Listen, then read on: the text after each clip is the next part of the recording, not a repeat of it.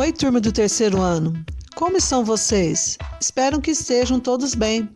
Estamos na semana 3 do PET 2 de vocês e eu gravei esse vídeo para ler com vocês os textos e ajudá-los a compreender o que as questões solicitam a respeito desses textos. Confiram!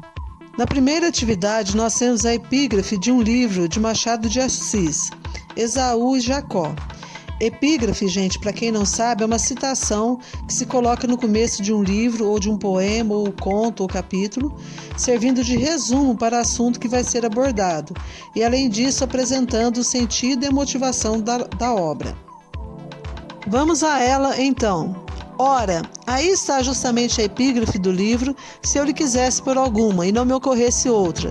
Não é somente um meio de completar as pessoas da narração com as ideias que deixarem, mas ainda um par de lunetas, ou óculos, ou lentes de aumento, para que o leitor do livro penetre o que for menos claro ou totalmente escuro.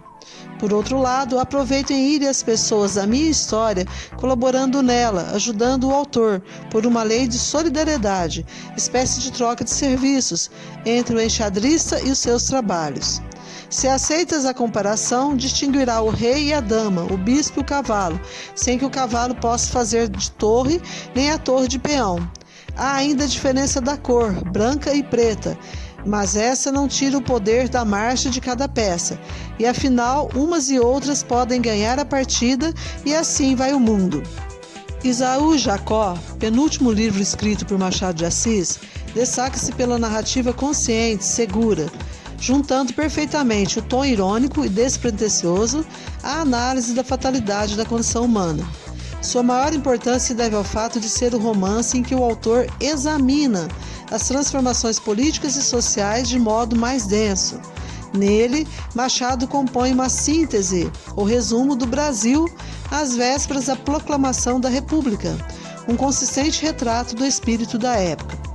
Publicado em 1904, esse livro foi escrito em uma época de transição na política brasileira. O país deixa de ser uma monarquia para ser uma república.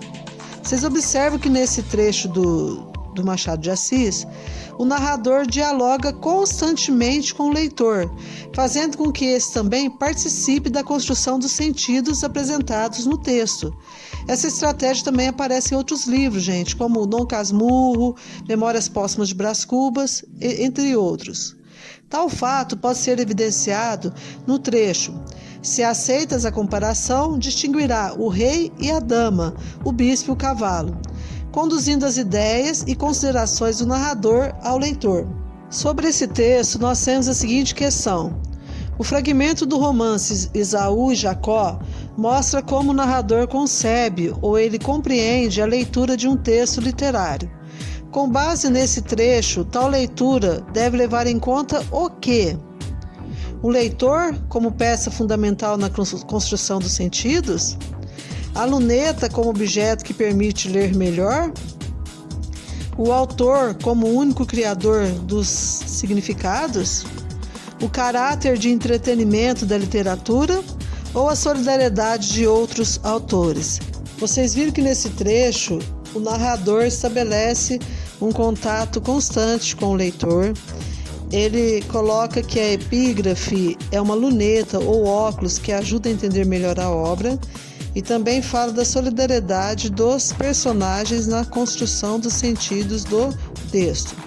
Observe que nas alternativas fala-se em solidariedade de outros autores e não de personagens.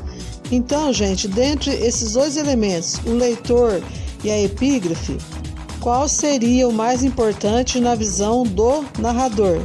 Pensem para que vocês possam responder direitinho. Na questão 2, nós temos o fragmento de um conto, também de Machado de Assis, que se chama Missa do Galo. Nunca tinha ido ao teatro e mais de uma vez, ouvindo dizer ao Menezes que ia ao teatro, pedi-lhe que me levasse consigo. Nessas ocasiões, a sogra fazia uma careta e as escravas riam a socapa. Ele não respondia, vestia-se, saía e só tornava na manhã seguinte. Mais tarde é que eu soube que o teatro era o eufemismo em ação. Menezes trazia amores com uma senhora, separada do marido, e dormia fora de casa uma vez por semana.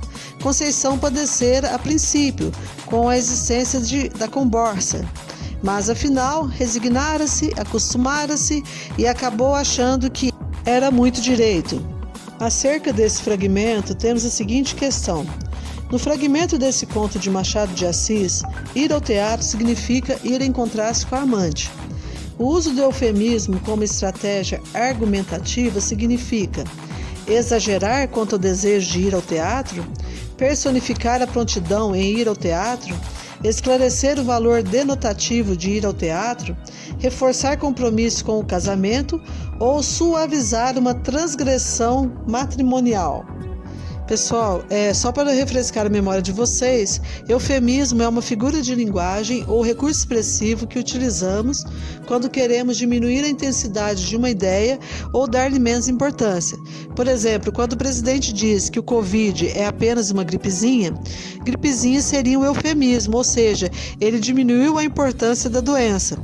Quando dizemos que uma pessoa foi morar com Deus, ao invés de dizer que ela morreu, nós também estamos diminuindo a importância do fato em si, que é a morte. Isso seria um eufemismo. Na sequência, temos outro texto a analisar. Ele era o inimigo do rei, nas palavras do seu biógrafo Lira Neto, ou ainda um romancista que colecionava desafetos, azucrinava Dom Pedro II e acabou inventando o Brasil. Assim era José de Alencar, o conhecido autor de O Guarani e Iracema, tido como pai do romance no Brasil.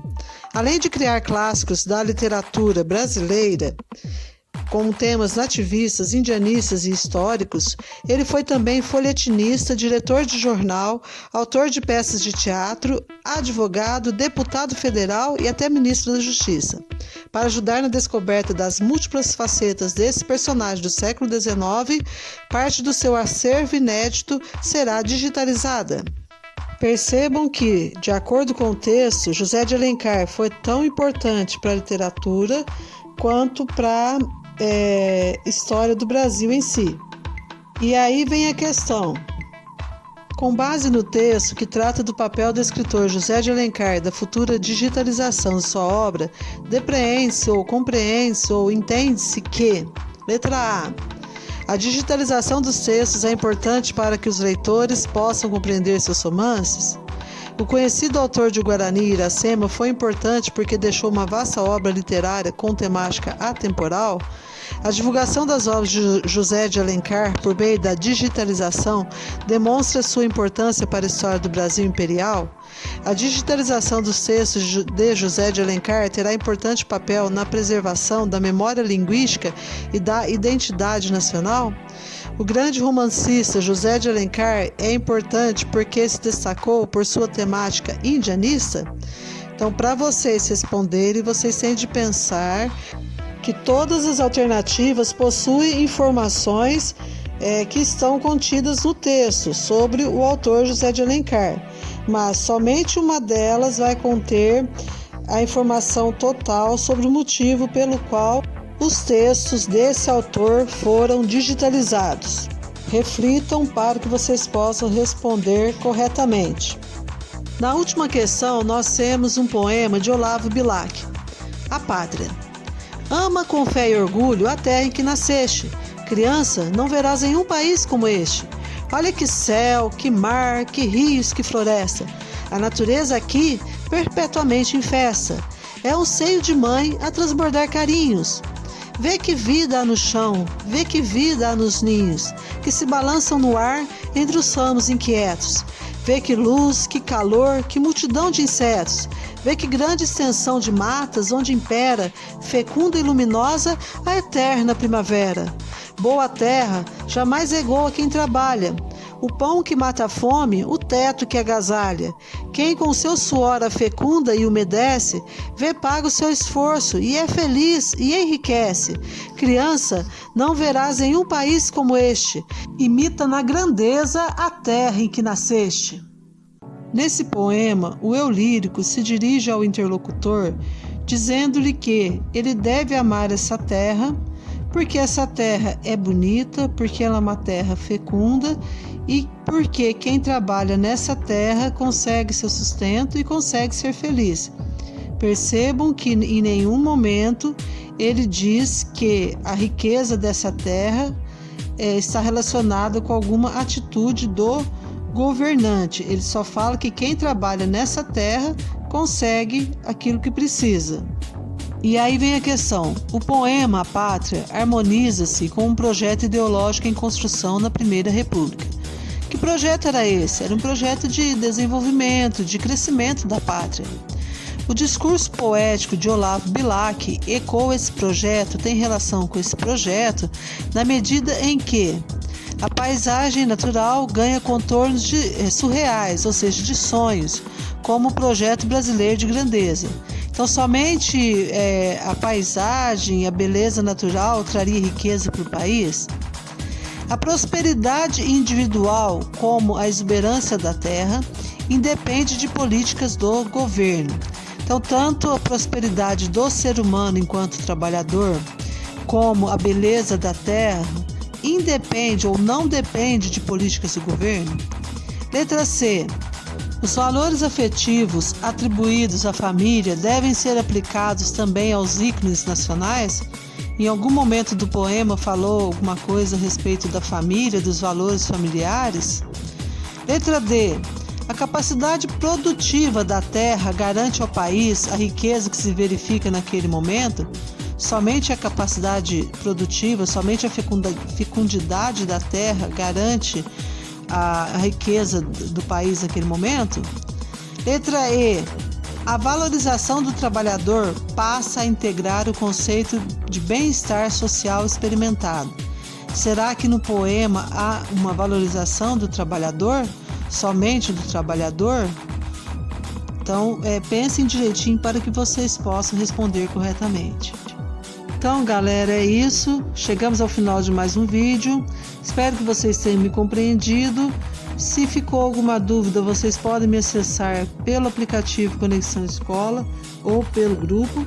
Estarei sempre à disposição. Estou enviando no grupo o link com as atividades para vocês responderem. Não esqueçam de colocar o nome, série e no final clicar em enviar. Lembrando que vocês também deverão responder essas questões no caderno para posterior envio à escola. A vocês deixo uma mensagem de otimismo. É para frente que se anda, é para cima que se olha e é lutando que se conquista. Um abraço a todos e até o próximo vídeo.